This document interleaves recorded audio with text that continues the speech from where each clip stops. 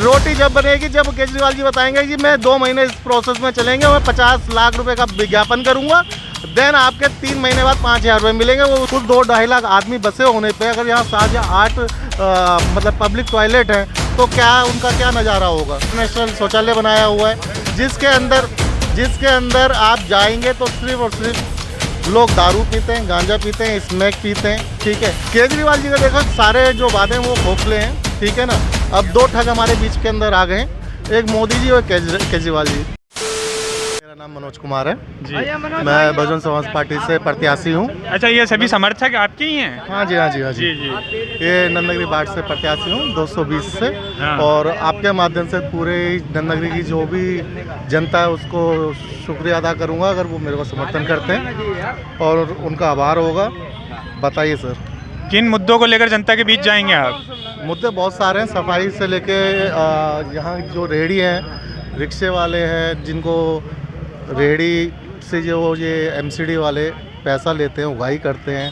ठीक है, और जो पार्किंग के अंदर दारू पीते हैं, वहाँ पर जो बच्चे उतरते हैं, फैमिली उतरती है, उनके भी बहुत ज़्यादा मुद्दे हैं। डार्क स्पॉट है जहाँ पे अंधेरा होता है, वहाँ पे हमारी बहू बेटी बहनों को छेड़ा जाता है। ठीक है ना, उनको छेड़ के वहाँ से निकल जाते हैं लोग और जिस पे पुलिस कार्रवाई नहीं करती।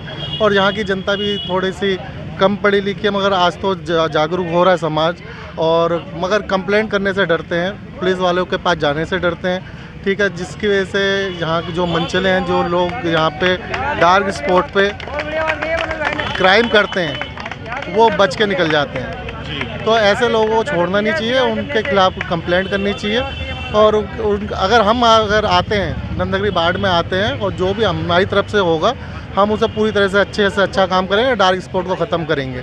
और रही बात यहाँ की सफाई की, तो आप देख सकते हो जहाँ पे आपने ये आपका न्यूज़ का है, इसके अगर पीछे देखें तो ये शौचालय बना रखा है। जी। लोग इधर यहाँ टॉयलेट करते हैं खुलेआम, जहाँ से हमारी बहू बेटियाँ बहनें निकलती हैं, और यहाँ पे लोग चौड़े के अंदर अपने मतलब कि यहाँ पे टॉयलेट करते हैं, उनको कोई फ़र्क नहीं पड़ता यहाँ से कौन जा रहा है कौन नहीं जा रहा। अगर मैक्सिमम देखा जाए तो यहाँ पर जितने भी टॉयलेट हैं वो सारे गंदे पड़े रहते हैं, जिसका कोई यूज़ नहीं करना चाहता।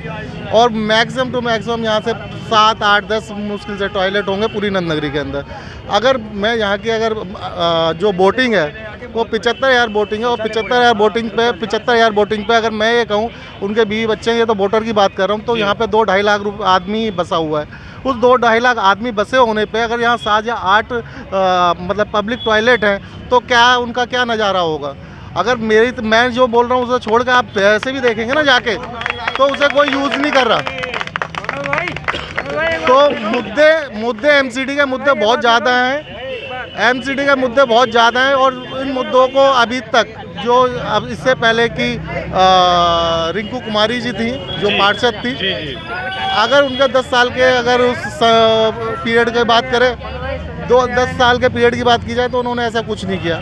एक ज़बरदस्ती का एक सामने अगर नंदनगरी में एंट्री करें तो यहाँ पे एक सुलभ इंटरनेशनल शौचालय बनाया हुआ है, जिसके अंदर आप जाएंगे तो सिर्फ और सिर्फ लोग दारू पीते हैं, गांजा पीते हैं, स्मैक पीते हैं। ठीक है, ये इन तीनों लोगों ने, और ये जो यहाँ के जो बीट अफसर हैं ना, इनमें जाके वो देखते हैं, वो कहते हैं हम क्या अरेस्ट करें, ये दारू ये पीते हैं या अरेस्ट कर, मतलब इतना गंदा।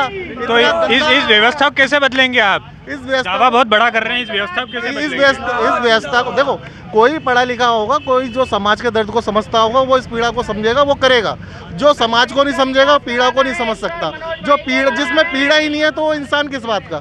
अगर कोई नेता बनने आया है, अपना देखो काम धंधा छोड़ के नेतागिरी में घुस रहा है, आपके लिए काम करने के लिए आया है, तो वो आपकी हर एक पीड़ा को समझेगा।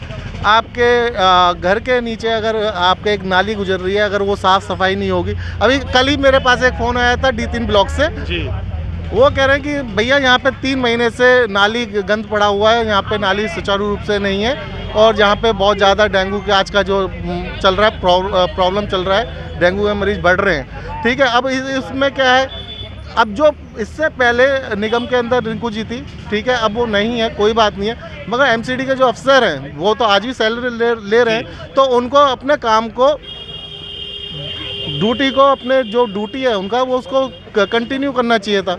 ये थोड़ी है कोई अगर एमसीडी में अगर कोई निगम में कोई नेता नहीं है तो वो उस चीज़ को ख़त्म कर देंगे, तो वो सैलरी लेनी बंद कर दें 3 महीने की। केजरीवाल जी के काम कैसे लगे आपको? केजरीवाल जी का देखो सारे जो वादे हैं वो खोखले हैं, ठीक है ना। अब 2 ठग हमारे बीच के अंदर आ गए हैं, एक मोदी जी और केजरीवाल जी, ठीक है। जहाँ कभी आरक्षण की बात की जाए, सवर्णों को आरक्षण दे दिया, चलो मोदी जी ने बहुत अच्छी बात है दे दिया कि हिमाचल के चुनाव चल रहे हैं, ठीक है। अगर वही आरक्षण एक गरीब आदमी को, एक गरीब तबके को, एक दलित समाज के लोगों को दे दिया जाए तो उसमें क्या बिगड़ जाएगा। 5,000 का विज्ञापन कहते हैं कि 5,000 रुपये मजदूरों को हम देंगे, केजरीवाल जी कब देंगे ये नहीं पता, उसके घर में रोटी है या नहीं है ये नहीं पता। उन्होंने अनाउंस कर दिया कि भाई साहब ये दिल्ली के अंदर पॉल्यूशन की वजह से ये सारी चीज़ें बंद हो जाएंगी, ठीक है। एक मजदूर आदमी रोज़ आता है, रोज़ कमाता है, रोज़ खाता है, अगले दिन उसे काम नहीं मिलेगा, दिहाड़ी मजदूर को उसके घर पे रोटी नहीं बनेगी। रोटी जब बनेगी जब केजरीवाल जी बताएंगे कि मैं 2 महीने इस प्रोसेस में चलेंगे, मैं 50 लाख रुपए का विज्ञापन करूंगा, देन आपके 3 महीने बाद 5,000 रुपये मिलेंगे। वो उस टाइम तक सर्वाइव रहेगा? कोई मजदूर आदमी सर्वाइव रहेगा 5,000 रुपये के लिए?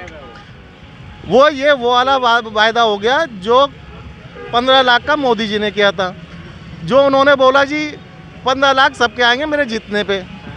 कई लोग तो वो 15 लाख पाने के चक्कर में मर भी चुके हैं अभी तक।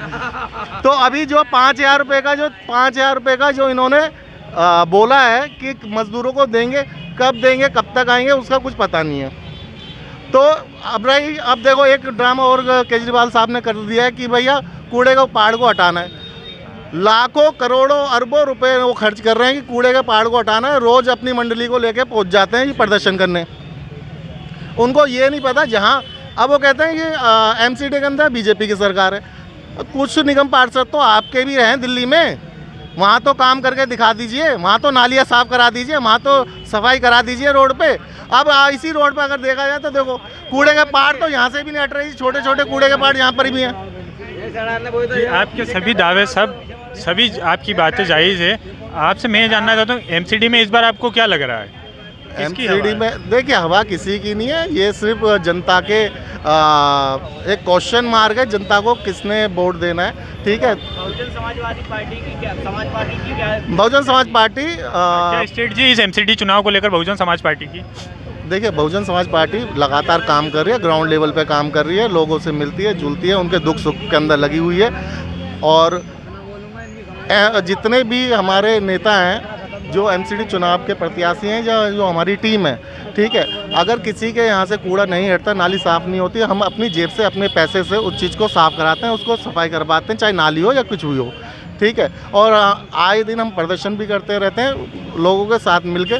मगर क्या है कि जहाँ की जो सरकार है बिल्कुल निकम्मी है, कानों के अंदर उनके जूनी रेंगरी, और वो अपने रुई लगा के कानों में बैठी हुई है। उन्हें ना दिवाली के बम धमाके नज़र आते हैं और ना ही पब्लिक की आवाज़। बीएसपी इस बार दावा ठोक रही है कि आप जीत रहे हैं एमसीडी। बिल्कुल सर, जहाँ नंदनगरी से बिल्कुल बीएसपी जीतेगी, जहाँ अपने जितने भी समाज के लोग हैं, हमारे जितने भी बीएसपी के कार्यकर्ता हैं, बिल्कुल अपने कर्मठ काट से लगे हुए हैं, अपने फुल पावर से, कैलिबर से लगे हुए हैं। और इसमें कोई शक नहीं है कि बीएसपी यहाँ से नहीं जीत रही है, और बीएसपी पूरी टक्कर दे रही है। चाहे तो आप किसी भी नेता से पूछ लीजिए, बीजेपी का हो या आम आदमी पार्टी का हो, इनके घर की कलई ख़त्म नहीं हो रही है। आम आदमी पार्टी का लड़ने की तो बात अलग है, ठीक है। 36 उम्मीदवार बिठाल रखे थे एमसीडी के, आम आदमी पार्टी के, और अभी तक रिंकू जी और उसके अलावा 4 लोग और बीजेपी से टिकट मांग रहे हैं, जिनका अभी तक कोई अता पता नहीं है कि कौन जीतेंगे। ये तो एक वोटर कैडर वोट है जो यहाँ पे लगा हुआ है। ये देखो गरीब पब्लिक है, इनको कुछ नहीं पता है कि किसको वोट देना है नहीं देना, मगर जिसकी हवा चलेगी ये उनकी तरफ हो जाते हैं। मगर ये भी समझेंगे, इन्हें भी पता चलेगा कि वोट की कीमत क्या होती है। आज नहीं तो कल पता होगी, और जिस दिन पता चलेगी ना तो मोदी रहेगा ना केजरीवाल रहेगा। बहुत अच्छा। ये थे हमारे साथ नंदनगरी के बहुजन समाज पार्टी के प्रत्याशी।